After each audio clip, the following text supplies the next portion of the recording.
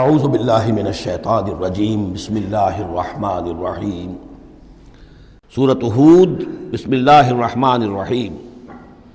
یہ اب جوڑا ہے، اس جوڑے کا دوسرا فرد سورہ ہود۔ یہاں آپ دیکھیں گے کہ برعکس ترتیب ہو جائے گی، 10 رکوعوں میں سے 6 سے زائد انباء الرسل پر مشتمل ہے، اور جس میں سب سے تفصیلی ذکر جو ہے یہ حضرت نوح علیہ السلام کا ہے، اور آخر میں بہت ہی مختصر سا تذکرہ جو ہے حضرت موسیٰ کا ہے۔ باقی جیسے سورہ اعراف میں ایک ایک رکوع ایک ایک رسول کے لیے، وہی ترتیب آپ یہاں دیکھیں گے۔ بسم اللہ الرحمن الرحیم۔ الف لام را کتاب احکمت آیاتہ ثم فصلت من لدن حکیم خبیر۔ الف لام را، یہ وہ کتاب ہے جس کی آیات پختہ کی گئی ہیں، مضبوط کی گئی ہیں، پھر ان کی تفصیل کی گئی ہے، انہیں کھولا گیا ہے اس ہستی کی طرف سے جو حکیم اور خبیر ہے، جو کمال حکمت والا اور باخبر ہے۔ اس کا ایک مفہوم یہ ہو سکتا ہے کہ قرآن مجید میں شروع میں جو صورتیں نازل ہوئی ہیں وہ چھوٹی چھوٹی لیکن بہت پروفاؤنڈ، چند الفاظ کے اندر معلوم ہوتا ہے کہ جیسے سورۃ العصر ہے، والعصر ان الانسان لفی خسر الا الذین آمنوا وعملوا الصالحات وتواصوا بالحق وتواصوا بالصبر۔ اب اس میں کل ہدایت موجود ہے، اور امام شافعی کے وہ اقوال جو ہیں میں نے اپنے کتابچے میں راہ نجات سورۃ العصر کی روشنی میں وہ سارے درج کیے ہیں کہ لو لم ينزل من القرآن سواها لکفت الناس، اگر صرف یہ سورۃ العصر نازل ہوتی، قرآن میں سے کچھ نہ نازل ہوتا تو بھی ہدایت کے لیے کافی تھی۔ اور لو تدبر الناس هذه السورۃ لوسعتهم، اگر لوگ صرف اس سورت پر تدبر کریں، غور کریں، تو یہ ان کی ہدایت کے لیے کافی ہو جائے گی۔ تو ابتدائی صورتیں اور آیتیں بڑی محکم، لیکن اس کے بعد تفصیل انہی کی بیان ہوئی ہے۔ اللہ تعبدوا الا اللہ، یہ کتاب کس پیغام کے ساتھ آئی ہے؟ نہ پوجو کسی کو سوائے اللہ کے۔ اننی لکم منہ نذیر و بشیر، یقیناً میں ہوں تمہارے لیے اس کی جانب سے خبردار کرنے والا اور بشارت دینے والا۔ یہ دو الفاظ بار بار آ رہے ہیں، بشیر اور نذیر، نذیر اور بشیر۔ وما نرسل المرسلین الا مبشرین ومنذرین، رسلا مبشرین ومنذرین لئلا یکون للناس علی اللہ حجۃ بعد الرسل وکان اللہ عزیزا حکیما۔ وَأَنِ اسْتَغْفِرُوا رَبَّكُمْ، اور یہ کہ اپنے رب سے استغفار کرو، معافی چاہو۔ ثُمَّ تُوبُوا إِلَيْهِ، اور پھر اس کی جناب میں رجوع کرو، اس کی طرف بڑھو۔ يُمَتِّعْكُمْ مَتَاعًا حَسَنًا، وہ تمہیں ساز و سامان دے گا دنیا کی زندگی میں بھی اچھا فائدہ، إِلَىٰ أَجَلٍ مُّسَمًّى، ایک وقت معین تک کے لیے، دنیا میں بھی تمہارے لیے حسنہ ہوگا۔ وَيُؤْتِ كُلَّ ذِي فَضْلٍ فَضْلَهُ، اور ہر صاحب فضل کو اس کے حصے کا فضل عطا کرے گا۔ یہاں جو ہے ذی فضل سے مراد ہے مستحق فضل، جو بھی فضل کا مستحق ہے اسے اللہ تعالیٰ اس کا فضل عطا کرے گا۔ وَإِن تَوَلَّوْا، اور اگر تم پھر جاؤ گے، فَإِنِّي أَخَافُ عَلَيْكُمْ عَذَابَ يَوْمٍ كَبِيرٍ، تو پھر مجھے اندیشہ ہے کہ تم پر بہت بڑے دن کا ایک عذاب آئے گا۔ إِلَى اللَّهِ مَرْجِعُكُمْ، تمہاری طرف اللہ ہی کی طرف تمہیں لوٹ جانا ہے، وَهُوَ عَلَىٰ كُلِّ شَيْءٍ قَدِيرٌ، اور وہ ہر چیز پر قادر ہے۔ أَلَا إِنَّهُمْ يَثْنُونَ صُدُورَهُمْ لِيَسْتَخْفُوا مِنْهُ، آگاہ ہو جاؤ، یہ لوگ اپنے سینوں کو دوہرا کرتے ہیں تاکہ اس سے چھپ سکیں۔ یہ مشکلات القرآن میں سے اس کے بارے میں بہت سے اقوال ہیں۔ ایک رائے جو ہے کہ جو بخاری میں حضرت ابن عباس کا جو قول آیا ہے وہ یہ ہے کہ کچھ اہل ایمان کے اوپر حیا کا اتنا غلبہ تھا، جیسے حضرت عثمان رضی اللہ تعالیٰ عنہ، کہ وہ کبھی غسل بھی کرنا ہوتا تھا، اس وقت بھی عریاں ہونا انہیں پسند نہیں تھا، تو وہ اس طریقے سے جھک جاتے تھے کہ گویا کہ سطر پھر بھی جو ہے وہ چھپا رہے، اور اگر کہیں قضاء حاجت ہے یا کوئی اور، اس وقت بھی وہ پورا سطر کا اہتمام کرتے تھے۔ تو یہ فرمایا جا رہا ہے کہ تم کتنا ہی کر لو، ظاہر بات ہے کہ اللہ تعالیٰ کی نگاہوں کے تو تم سامنے ہو، لہذا یہ ہے کہ اس میں ایک حد تک جو بھی اللہ تعالیٰ نے سطر کا، حجاب کے جو بھی احکام دیے ان کی پیروی کرو، لیکن کسی بھی معاملے میں غلو کی ضرورت نہیں ہے۔ الا انہم یثنون، باقی اور طرح سے بھی اس آیت کی جو ہے وہ تشریح کی گئی ہے۔ الا انہم یثنون صدورہم لیستخفوا منہ، آگاہ ہو جاؤ، وہ اپنے سینوں کو دوہرا کرتے ہیں کہ اس سے چھپ سکیں اللہ سے۔ الا حین یستغشون ثیابہم، حین یستغشون ثیابہم، آگاہ ہو جاؤ کہ جب وہ اپنے اوپر اپنے کپڑے بھی اوڑھے ہوئے ہوتے ہیں، یہ تو یہ کہ اس وقت تو جو ہے وہ اپنے سینوں کو دوہرا کر رہے ہیں، جب کپڑے لپیٹے ہوتے ہیں، یعلم ما یسرون وما یعلنون، اس وقت بھی اللہ جانتا ہے جو کچھ وہ چھپا رہے ہوتے ہیں اور جو کچھ وہ ظاہر کر رہے ہوتے ہیں۔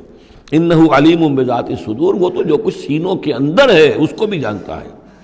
وما من دابۃ فی الارض الا علی اللہ رزقها، اور نہیں ہے کوئی بھی چلنے والی چیز، کوئی حیوان، کوئی چوپایا، کوئی چرند، کوئی پرند، زمین پر جتنے بھی حیوانات ہیں اللہ نے بنائے ہیں، لیکن یہ کہ ان کا رزق اللہ کے ذمے ہے۔ یعنی اللہ تعالیٰ نے جو نظام بنایا اس دنیا کا، اس میں ہر شے کے لیے اس کا رزق فراہم کیا ہے۔ جو جاندار بنایا اس کے لیے جو غذا ہے، جو ضروری چیزیں، وہ پہلے سے فراہم کر دی ہے۔ بچے کی پیدائش بعد میں ہوتی ہے اور ماں کی چھاتیوں میں دودھ پہلے پیدا ہو جاتا ہے۔ تو اللہ تعالیٰ کی طرف سے یہ نظام جو ہے ایسا ہے۔ یہ دوسری بات ہے کہ لوگوں نے تقسیم دولت کا نظام غلط کر دیا، تو کچھ لوگ بھوکے رہ گئے، کچھ ننگے ہو گئے، کچھ نے دولت سمیٹ کر جو ہے اپنے کھتے بھر لیے، انبار لگا لیے۔ یہ انسانوں کا معاملہ ہے، یہ انہوں نے غلط کام کیا ہے، ورنہ اللہ تعالیٰ نے تو تمام جو بھی جتنی بھی مخلوقات ہیں ان کے لیے کافی اور وافی رزق جو ہے وہ پیدا کیا ہے۔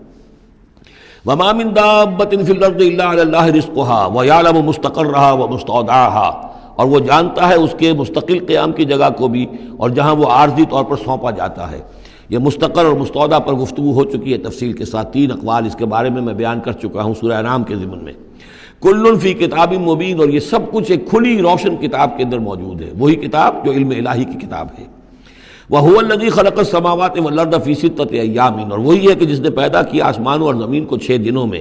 وَكَانَ عَرْشُهُ عَلَى الْمَاءِ، اور اس کا تخت تھا پانی پر۔ لِيَبْلُوَكُمْ أَيُّكُمْ أَحْسَنُ عَمَلًا، تاکہ تمہیں آزمائے کہ کون ہے تم میں سے اچھے عمل کرنے والا۔ یعنی یہ تخلیق جو ہے اور انسانی زندگی کا جو یہ حصہ جو اس دنیا میں گزرتا ہے، اس کا جو اصل مقصد ہے وہ ہے امتحان۔ قلزم ہستی سے تو ابھرا ہے مانند حباب، اس زیاں خانے میں تیرا امتحان ہے زندگی۔ باقی یہ کہ کان عرشہ علی الماء، اس کا تخت پانی پر تھا، اس کے معنی کیا ہیں؟